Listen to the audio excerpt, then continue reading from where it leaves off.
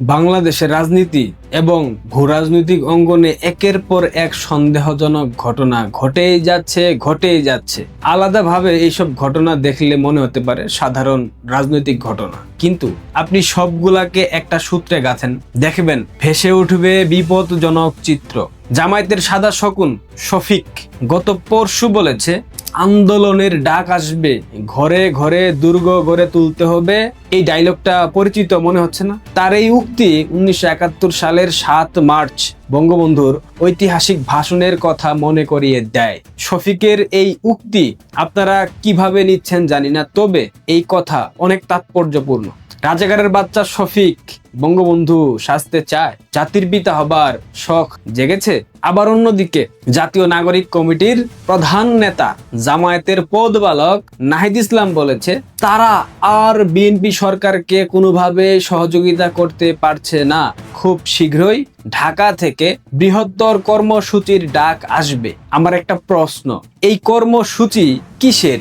আন্দোলনটা যে তারা করবে এটাই বা কিসের আন্দোলন? আপনারা হয়তো এগুলাকে কেবল রাজপথের ফাঁকা আওয়াজ, রাজনৈতিক হুঙ্কার কিংবা রাজনৈতিক বক্তব্য মনে করতে পারেন, কিন্তু একটু গভীরে খেয়াল করেন, বুঝবেন এগুলা জামাত এনসিপির আন্তর্জাতিক চক্রান্তের চূড়ান্ত প্রস্তুতি। রাজাকারদের এই অবস্থানকে ভেতর থেকে শক্তি যোগাচ্ছে মার্কিন যুক্তরাষ্ট্র, নয়তো এই রাজাকারের বাচ্চারা এত হুঙ্কার দেওয়ার সাহস পেত না। পুরো প্রেক্ষাপটের পেছনে সব থেকে বড় জ্বালানি যোগাচ্ছে দুটো ঘটনা, যার একটি এখন সবার সামনে উন্মুক্ত আর অন্যটি আড়ালে রেখে কাজ চালানো হলেও এখন বিভিন্ন প্রশাসনিক ও কূটনৈতিক মহলে ব্যাপক আলোচনা সৃষ্টি করেছে। প্রথম ঘটনা, 30 তারিখ বাংলাদেশ সফরে আসছেন সার্জিও গোর। রাজনৈতিক অঙ্গনে যারা নজর রাখেন, রাজনীতি বুঝেন, তাদের কাছে তার পরিচয় অজানা নয়। ট্রাম্প প্রশাসন যখন কোনো সংবেদনশীল ইস্যুতে প্রচলিত মধ্যবর্তী স্তর বা আমলাতন্ত্রকে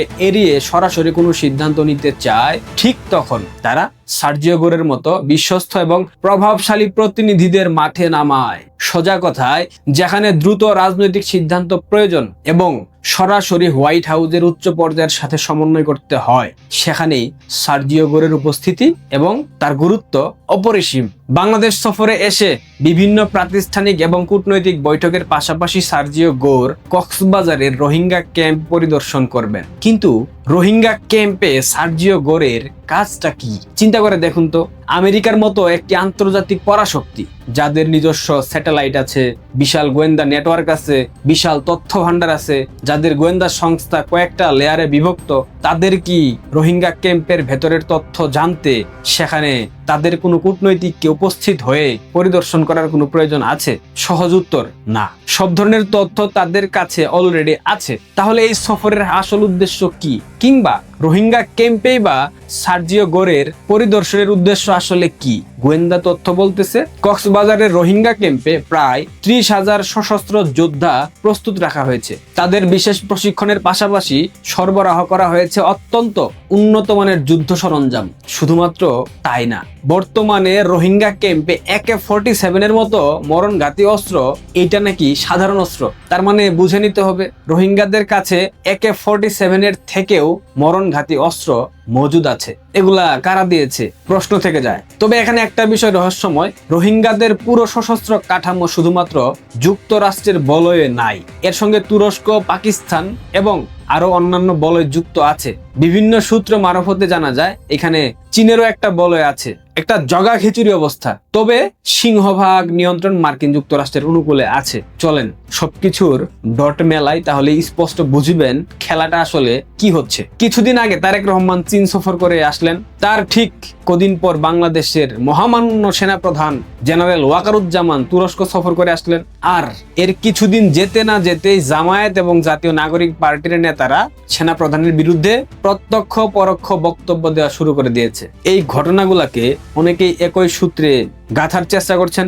এমনকি কেউ কেউ রাষ্ট্রপতির পাশাপাশি সেনাপ্রধান জেনারেল ওয়াকারের ভূমিকা নিয়েও প্রশ্ন তুলছেন না? কিন্তু কেন? কারণটা কি? ওয়াকার তো জামায়াতীদের প্রিয় মানুষ, তাই না? 5 আগস্টের পর আপনারা দেখেছেন না? এগুলার সহজ ব্যাখ্যা একটাই, সেনাপ্রধানের তুরস্ক সফরে প্রতিরক্ষা সহযোগিতা, সম্ভাব্য অস্ত্র কারখানা স্থাপন এবং রোহিঙ্গা ইস্যুতে সেনাবাহিনীর সাথে তুরস্কের অতিরিক্ত ঘনিষ্ঠতা তৈরি হওয়া। আর এই চীন তুরস্কের সাথে অতিরিক্ত মাখামাখি মার্কিনীদের জন্য বড় ধরনের মাথা ব্যথার কারণ। মার্কিন যুক্তরাষ্ট্র স্পষ্ট দেখতে পাচ্ছে বাংলাদেশের ক্ষমতার কাঠামোর ভেতরে এমন কিছু প্রক্রিয়া চলছে যেগুলা তাদের পছন্দ হচ্ছে না। ঠিক এ কারণেই মার্কিনীরা বসে না থেকে বিকল্প কৌশল হাতে নিয়েছে। জামায়াত, এনসিপি এবং তাদের দোকানগুলা যে আছে, এরা সবাই মিলে সেনাপ্রধান ওয়াকার বিরোধী কঠোর অবস্থান আসলে মার্কিনীদের সেই বিকল্প পরিকল্পনার একটা বিশেষ অংশ। এবার দ্বিতীয় ঘটনায় আসেন। এই খবরটা অত্যন্ত গোপন রাখা হয়েছিল, কিন্তু শেষ পর্যন্ত সম্ভব হয় নাই। আজ থেকে মাত্র 2 দিন পূর্বে নীরবে বাংলাদেশে এসে ঢাকার একটি 5 স্টার হোটেল অবস্থান করছে মার্কিন গোয়েন্দা সংস্থা CIA এর সাবেক অপারেশন প্রধান জেরাল্ড হ্যামিল্টন। নাম শুনেছেন? জেরাল্ড হ্যামিল্টন কে চেনেন কেউ? তিনি কোনো সাধারণ কর্মকর্তা না। দক্ষিণ এশিয়ায় দীর্ঘ সময় ধরে মাঠ পর্যায়ে কাজ করার বিস্তর অভিজ্ঞতা রয়েছে এই কর্মকর্তার। এই অঞ্চলের ভৌগোলিক অবস্থা, প্রধান রাজনৈতিক ব্যক্তিত্ব, বিভিন্ন নেটওয়ার্ক, যোগাযোগ ব্যবস্থা এবং প্রভাবশালী সন্ত্রাসী সংগঠন এবং রাজনৈতিক গোষ্ঠী সম্পর্কে তার বিস্তর জ্ঞান রয়েছে। বর্তমান CIA কিংবা মার্কিন কর্মকর্তাদের কাছে প্রচুর আধুনিক ডেটা কিংবা নথি থাকলেও মাঠ পর্যায়ের বাস্তব অভিজ্ঞতার গুরুত্ব সবসময় আলাদা। আর সে কারণেই সাবেক হওয়া সত্ত্বেও জেরাল্ড হ্যামিল্টনের মতো চতুর কর্মকর্তাকে মাঠে নামিয়ে দিয়েছে মার্কিন প্রশাসন। তার বাংলাদেশ সফরের উদ্দেশ্য পরিষ্কার: মাঠ পর্যায়ের পরিস্থিতি সরেজমিনে মূল্যায়ন করা, পুরনো এবং নতুন গোয়েন্দা তথ্য যাচাই করা এবং চূড়ান্ত সিদ্ধান্ত গ্রহণে সুস্পষ্ট দিক নির্দেশনা দেওয়া। সার্জিও গোর ঢাকা পৌঁছে রাজনৈতিক সিদ্ধান্ত নেওয়ার আগে যাতে সঠিক এবং দ্রুত পরিস্থিতি মূল্যায়ন করতে পারেন, সেটা নিশ্চিত করাই মূলত হ্যামিল্টনের মূল কাজ। আর ঠিক এ কারণেই তিনি ঢাকা সফরে এসেছেন, ঢাকায় অবস্থান করছেন। আরো একটি গুরুত্বপূর্ণ এবং রোমাঞ্চকর তথ্য রয়েছে। জেরাল্ড হ্যামিল্টন 1990-এর দশক থেকে দক্ষিণ এশিয়ার বিভিন্ন ছায়াযুদ্ধে কাজ করেছেন। আর সে কারণেই এই অঞ্চলের পুরনো জঙ্গি এবং সশস্ত্র নেটওয়ার্ক সম্পর্কে সকল তথ্য তার নখদর্পণে। 2005 সালের কথা নিশ্চয়ই আপনাদের মনে আছে, যখন সারা দেশে এক যুগে 63 জেলায় সিরিজ বোমা হামলা হয়েছিল। সে সময় তৎকালীন প্রধানমন্ত্রী খালেদা জিয়া চীন সফরে ছিলেন, মনে পড়ে? ঠিক সেই একই সময়ে CIA এর দক্ষিণ এশিয়া অপারেশনের গুরুত্বপূর্ণ দায়িত্বে ছিলেন এই জেরাল্ড হ্যামিল্টন। অতীতে সক্রিয় থাকা যেসব জঙ্গি কিংবা চরমপন্থী নেটওয়ার্ক নিষ্ক্রিয় হয়ে গিয়েছিল আওয়ামী লীগের শাসনামলে, সেগুলাকে আবার নতুন করে নতুন সমীকরণে সক্রিয় করার কাজ চলছে কিনা সেই বিষয়ে হ্যামিল্টন খুব ভালোভাবেই অবগত। আর এই ধারাবাহিকতায় সাম্প্রতিক সময়ে ঢাকায় ঘটে যাওয়া কিছু ঘটনাকে সাধারণ অপরাধ বলে মনে করার কোনো কারণ নাই। মতিঝিল মেট্রো রেলের নিচে বোমা উদ্ধারের ঘটনা, এটা প্রতীকী বার্তা।